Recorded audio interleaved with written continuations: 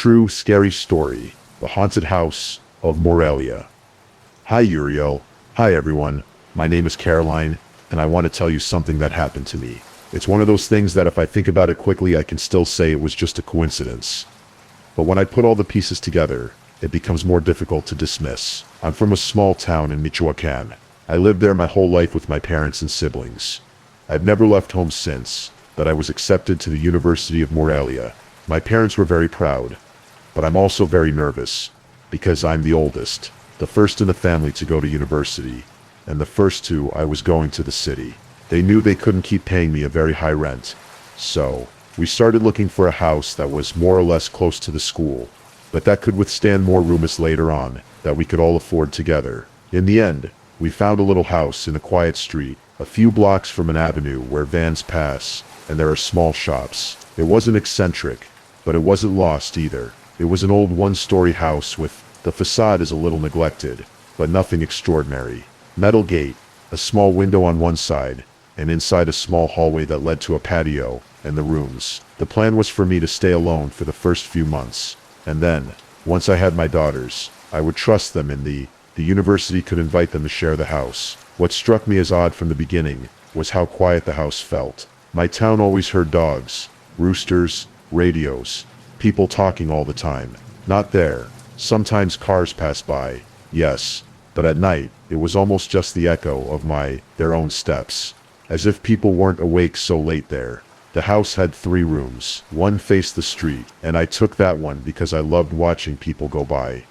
Another one that overlooked the patio, and the third one was at the back next to a bathroom that seemed to have been added later with different tiles. The living room and dining room were almost empty, with a few old armchairs left by the last tenants, and a plastic table. I brought my mattress, my wardrobe, my things, and at first I was excited, and it was the first time I'd had a room of my own, especially in a different place. I want to clarify from the outset, so that you don't expect anything different, that I have never seen or heard anything strange directly. There was never a shadow. I never heard a voice. Nothing. Everything I'm about to tell you comes from the other people who felt, heard, and saw things there. And just that, not being able to see, is what scares me the most. Well, the point is that the first few weeks were normal, going to university, coming back, doing homework. I had a video call with my parents. I was excited, but I also felt very lonely. My friends from high school stayed in the town, and although we talked, it's not the same. During one of those weeks I met Gerardo, a guy from school. We started talking in class, then later I was in a coffee shop, and one day he asked me if I wanted to go to the movies. I accepted, obviously, and we met one Saturday downtown. We went to a movie theater in the historic center. We walked around the streets for a while. Cobblestone streets. We saw the show. We went out for a drink, and I really enjoyed myself. It wasn't a date like that. It was super romantic, but there did feel like there was some chemistry. At least that much. I thought. It was already quite late when we took the transport back. He got off with me at the bus stop near my house, because he still had a little walk to his, and he told me that he would walk me to the door. I thanked him because, although the street wasn't dangerous, it was very deserted. I remember that walk very well. We were chatting about random things, teachers, homework, college gossip. I felt like everything was going well. We arrived I was at the gate of the house, and I was nervous. I didn't know if he was going to say goodbye with a handshake, a hug, or what. I stopped. I stood in front of the door. I thanked him for accompanying me, and turned to look at him, and then I saw that her face had completely changed. She was looking away. No, he held my gaze, but couldn't look me in the eyes. I asked him if everything was all right, and she said yes, but that she had to leave. She didn't hug me, or anything. She gave me the half pint. She turned around and walked away quickly, without looking back. I stood there for a second, I wanted to understand what had happened. I wanted to think that maybe she remembered something, that she felt bad. I don't know. As far as I could tell, there hadn't been anything. I did nothing. I went inside, went to my room, changed, and went to sleep, with that a strange feeling, but without imagining what had really happened. The next day, I messaged him as if nothing had happened. I told him thank you for the outing, that I had a great time. She saw the message, but didn't reply. Weeks passed, and at school, she started avoiding me. If I was in the group, he would leave with someone else. If I greeted him, he barely responded. I started going over the matter 1,000 times, wondering what I had said or done wrong. Until one day after class, we left almost at the same time, and for the first time in all that time he couldn't. To avoid standing face to face at the door of the living room, I took a deep breath and approached her. "Hey," I said, "did I do something to you? Really? If something I did bothered you, or I said, I'd rather you just tell me." Gerardo felt uncomfortable. He looked around. He glanced around, making sure no one was listening. Then he sighed, as if resigned. "No, you didn't do anything," he said. "I just don't want any trouble." That phrase bothered me even more, because I didn't understand it. "Problems with whom?" I asked him. She remained silent for a few seconds, and finally said in a low voice, "Well, with your mom." I felt like my head was emptied at that moment. I said, trying not to sound angry, "Gerardo, my mom doesn't even live in Morelia." "What's wrong with you?" He laughed, but without humor, and replied, "Carolina, do you think I'm making this up?" Things, I saw them. I remembered perfectly how he nailed that line, "in me." I saw them. Who? He then told me that, when he took me, when I had my back to my house, behind me at the window, I could see a lady combing a little girl's hair. I felt something tighten in my chest when he said it, but I didn't answer, and he continued, "I thought it was your mom with your sister, or an aunt.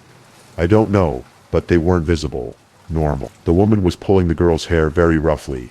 The girl had the girl. Her face was all tight, trying to hold back the pain, and I didn't want to see much. True, but out of the corner of my eye, I saw how the lady was giving him really nasty tugs. She was silent for a second, then lowered her voice even more.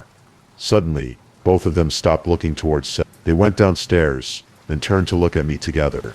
The woman gripped the girl's hair even tighter, as if she were showing off how much she could pull. With his other hand, he slowly ran his finger along his neck, as if making a sign of to cut his throat, and all this while, still seeing me. I don't know how long I remained silent. The only thing I managed to say in response was, "There was nobody in that room. There was nobody in the house that night. Nobody lived there. No one but me." Gerardo looked at me with a face that, it was a mixture of fear, discomfort, and a touch of pity. "No, well then it's worse. But I'm not going to get involved in that. Sorry, Caro, but I don't want any trouble with whether he was there at your house." And he left. And this time I knew for sure that he wasn't gone anymore. He was going to talk to me again the same way. That day I left the faculty, like in automatic. I took the van home, opened the gate, got in, and stood there, in the living room, facing my bedroom. I closed the curtains on the window that faces the street, as if that could erase everything. The image she had described to me. A short time after that, the roommates that were waiting finally arrived. Waiting. 2 girls from other majors, who had also come from out of town, and needed a place to live. One is named Mariana, and the other Fair. To this day, they're great friends. At first, everything was great. Each who had their room, we agreed on the rent, utilities, who would take out the trash, and things like that. I didn't tell them anything, from what Gerardo told me, because honestly, I didn't know how to bring it up without sounding crazy. Besides, I thought that if they didn't feel anything strange, maybe there was some explanation for what he saw, or maybe he was simply... But it wasn't long before the topic came up on its own. One night the 3 of us were in the kitchen, having dinner. It was one of those nights where you chat while you wash up. You check your phone and realize you're already late, without noticing. Finals had just ended, and we were more relaxed than usual. I don't know how it turned out, but I finished. I told them about the date. I started with the usual stuff, that I'd gone out with a guy. He'd suddenly become strange. Then he started avoiding me, and they were making faces, getting indignant about me. You know. Then I said, but then I talked to him, and he told me why the game is coming out. And I love you all. I just wanted to tell you if it sounded crazy. And then I told you exactly what I had told you. I just told you. The lady combing the girl's hair, the tugs, the look, the gesture in the neck. When I finished, the 2 of them stared at me, with their mouths slightly open. "Are you kidding me?" Mariana said. I didn't tell her. Why or what? Fur blurted out. A nervous laugh, and she said, "Carew, this house is super haunted. We thought you already knew." And that's when I felt scared. Not because they would have said bewitched, but it was the way they said it. It didn't sound like a joke. Something came up that they had already talked about before. What do you mean, bewitched? What did you feel?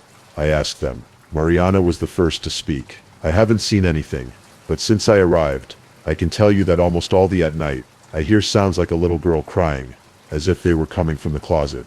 My throat went numb when I heard it. I asked if she was talking about the closet in her room. Yes, and you're not going to believe this, but I even put a chair for him at night. I'm jamming the door shut so it won't open.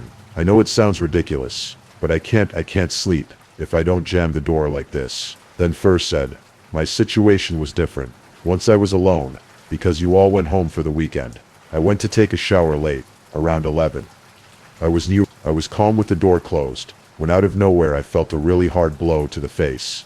A direct slap, and no way, not with a normal open hand, but firmly. It left my face burning. I thought it had hit something, but there was nothing there. She touched her cheek at the memory. I listened to them, and felt myself shrinking in the chair. But you never saw anyone? I asked. Then Fur answered, I didn't, but my friends did.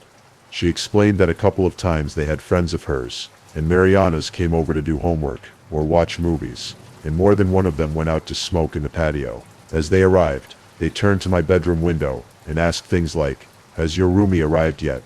Peeking out the window. Who's with you? I thought I was alone, but there was someone at the window, and they always referred to the same place. The same window, the one that faces the street.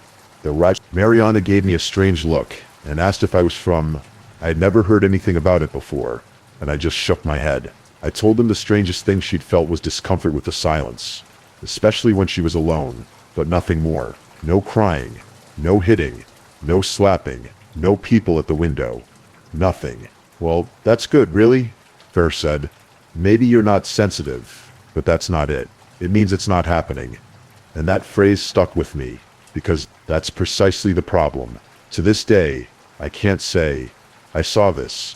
Something like that happened inside that house. But I can no longer walk down the hallway at night without imagining Mariana's closet, with the chair blocking the door, or the bathroom, where someone slapped Fair even though no one was home, or our own window where, according to us, someone always appears. Always. Obviously, I've never seen the lady combing the girl's hair, nor have I heard her crying, nor have I been touched by her. But I do know there's something there, because too many people have seen and felt things too specific for it all to be a coincidence. And the worst part isn't seeing something. The worst part is, less for me, it's knowing that if there's something in that house, I'll never know what it is. He's a meter away from me. At what point is he trying to talk to me? I heard it, and I had no idea. I just wanted to share it with you. Maybe someone in the community has experienced something similar. Houses where everyone sees things, except the person who lives there. And that's it. Although it sounds strange, it's a different kind of scary, because you don't know if you're the luckiest or the most exposed. I'd love to know how to start watching.